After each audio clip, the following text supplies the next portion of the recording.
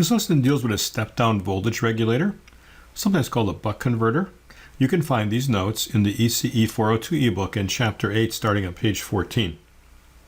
Suppose we have a circuit that has a battery, a switch, an L and a C, and a diode. And the load out here would be whatever you're hooking your circuit up to. Model it as a resistor, but it could be anything. Let's assume that this capacitor is initially uncharged, that there's 0 volts here, and I close this switch, and so the voltage across the inductor is going to be this node voltage minus this node voltage, which is going to be Vn minus 0.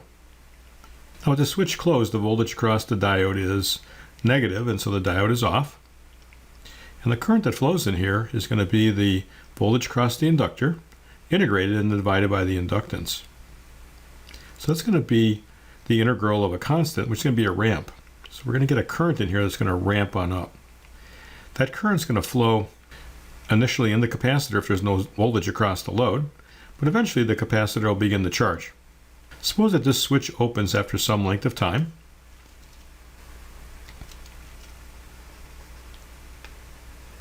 And now there's some voltage across the capacitor. We'll call that V out. Now the current that's flowing in the inductor can't change instantaneously, so it continues to flow. So whatever it was before the switch was closed, it's still the same when it opens. And that current is pulled through the diode, so the diode turns on. And now that coil begins to discharge into this capacitor. Now when an inductor discharges, the voltage across it changes polarity. So now I create a voltage in this direction. So what I'm creating is a positive voltage across the load, because the current's flowing in here, making the positive drop. There's a small drop across here. Okay, whatever the voltage is here, minus what's over here would be across the load. And suppose now that this inductor discharges its energy. And then we go back and we close the switch again. And now there's again some voltage across here. The switch closes. The diode is off. We now have a voltage across here. And again, the voltage is going to be this node voltage, which is V in, now minus V out. Again, that's going to be integrated divided by the inductance. So if we keep repeating this process, we'll eventually build the capacitor voltage up to some value. Let's assume that we do that, and it is roughly a fairly constant voltage with a small ripple. We're going to solve for those in a little bit. All of this is in words on the rest of the page here. Let you read that.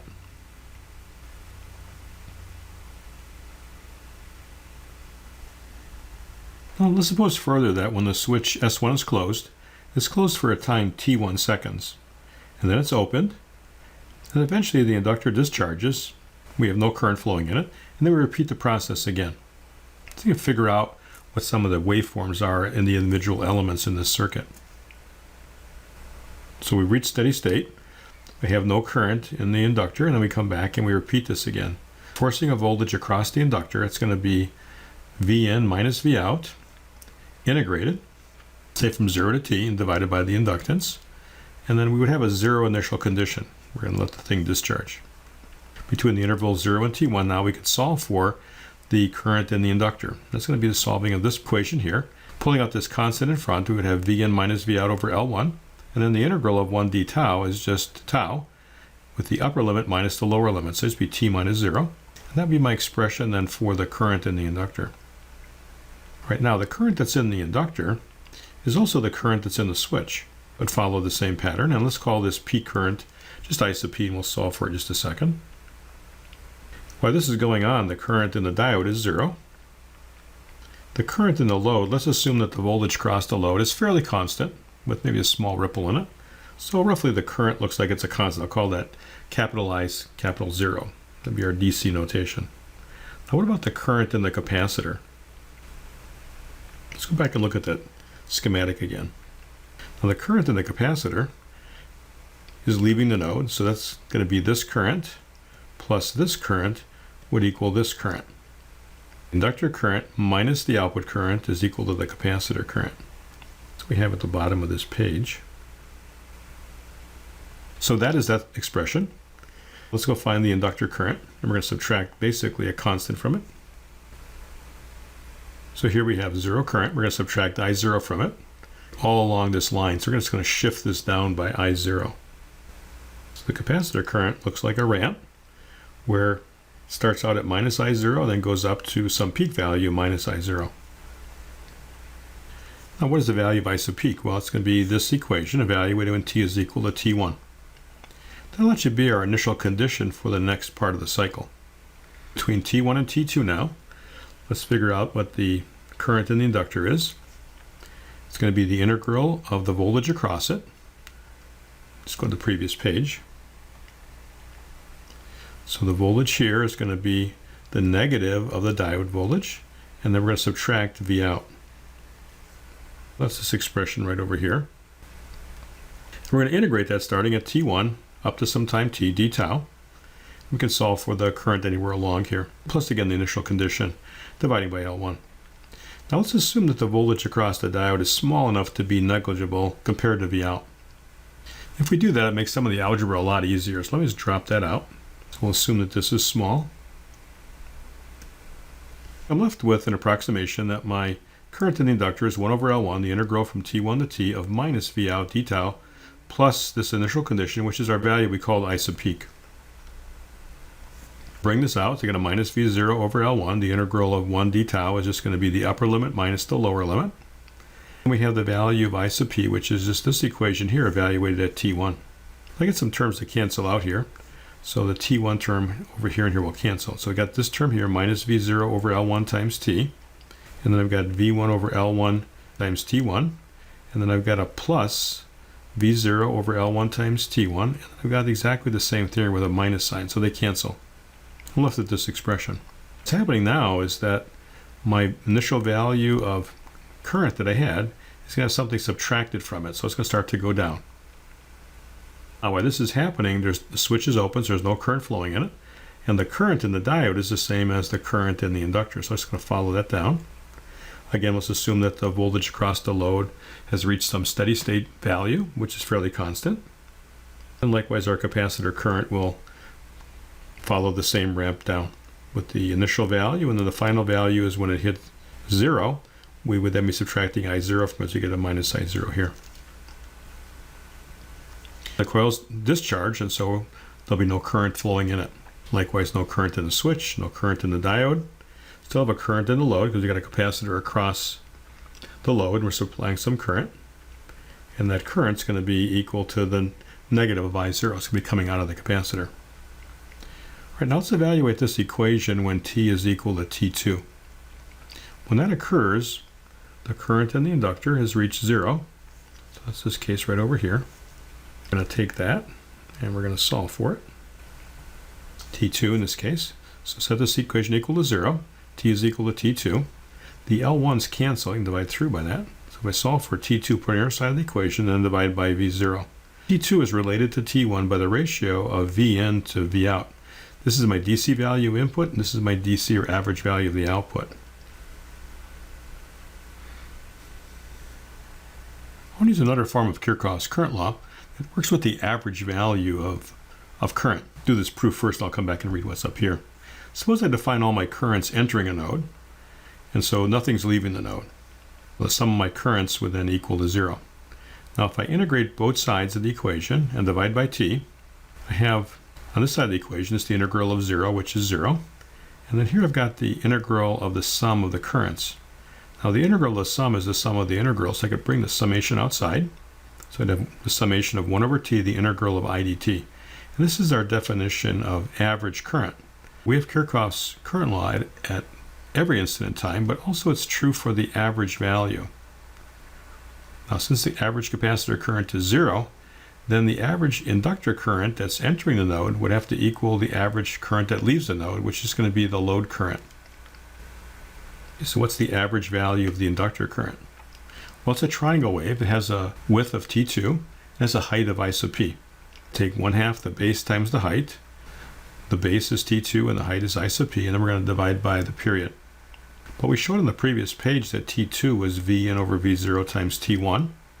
So I'm going to rearrange terms here. So I got 1/2 V in over V0, T1 divided by T, and then isoP. And again, this inductor current, because the capacitor current has an average value of 0, has to equal the average load current. So I got an expression for I out in terms of my voltage ratios and also the time T1 to the period. Now V out is equal to R sub L times I out. In other words, the DC value of the output is equal to the DC current times the resistor R sub L. Let's multiply this expression by R sub L. Cross multiply by V0, so you get V0 squared is going to be equal to Vn times I sub P times R sub L and T1 over 2T. I should mention that T is the period of my switch opening and closing. Okay, now we can solve for V0 as the square root of this expression. And now this isn't going to give me a way to calculate the output voltage, but is really something I have to worry about when I make a controller. We're going to have something controlling the switch based upon what it's observing with the load current. So I have to be able to satisfy this equation because it was based on Kirchhoff's laws. What this is saying here is that if you had a load that's changing, suppose that the resistance was dropped in half because you're putting out more music. Well, if this drops in half and this stays constant, then this has to double. But if this doubles, that means that T1 would have to double, and that means the period would also have to double to keep the ratio constant. So we need a controller that can do that, that can allow things to be flexible or change. Let's next take a look at efficiency. I0 was 1/2 Vn over V0 T1 over T times I sub P from the previous page. The power out is the average voltage times the average current. So we just take this expression and multiply by V0, the V0's cancel, and I get 1/2 Vn T1 over T times I sub P. Now the power coming in is going to be the integral of the product of the voltage and the current, and then dividing by the period. But because Vn is a constant, the calculation here for the average value is just going to be the average value of the switch current.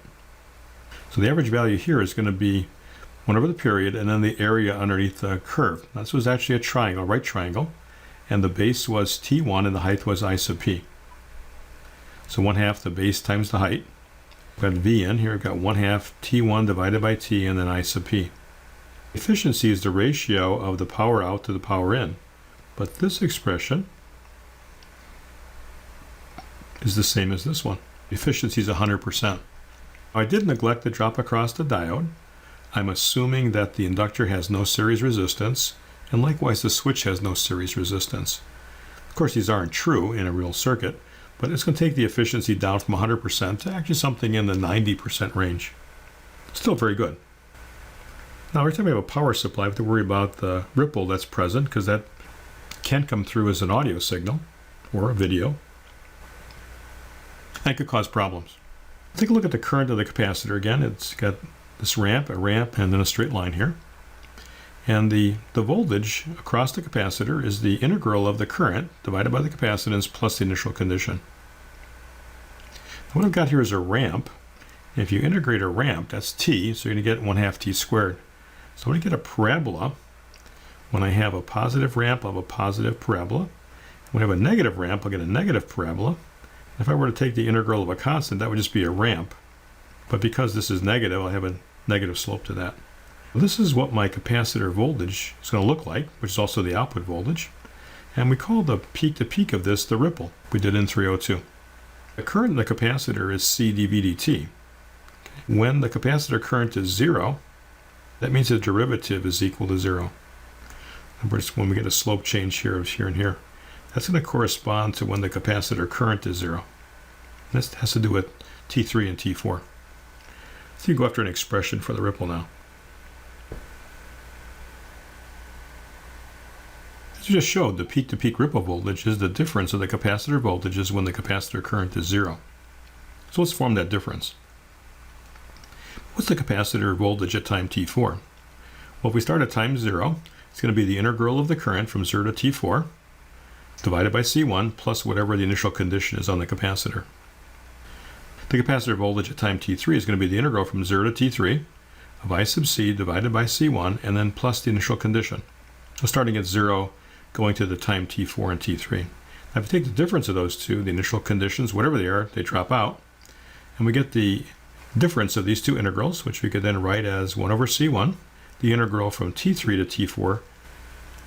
Then go back to our picture of the capacitor current and find what that area is. Let's go back to the previous page just to see that. So So I'm finding the area between T3 and T4. Because I have a triangle again, I could just use 1/2 the base times the height. 1 over C1, and then 1/2, the base is going to be T4 minus T3, and the height is going to be I sub P minus I0, and then minus 0.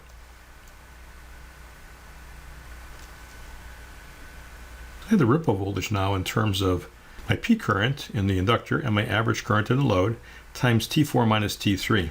So far we have no expression for T4 minus T3. Let's go back and take a look at that picture again, see if we can figure out something. I know things about T1 and T2, but not T3 and T4. I have expression for T2, actually minus 0, but I have a triangle here and I have a triangle here. A bigger triangle and a smaller triangle. I could use similar triangles. The ratio of this height to this base, in other words, I sub P minus I0 minus 0, divided by T4 minus T3, that ratio has to be the same as this for the larger triangle. And so this point minus this point is going to be I sub P minus I0 minus a minus I0, so just I sub P. And then I have a difference in time here of T2 minus 0. Let's go back to page 18 and take a look at that. So now I got an expression for T4 minus T3.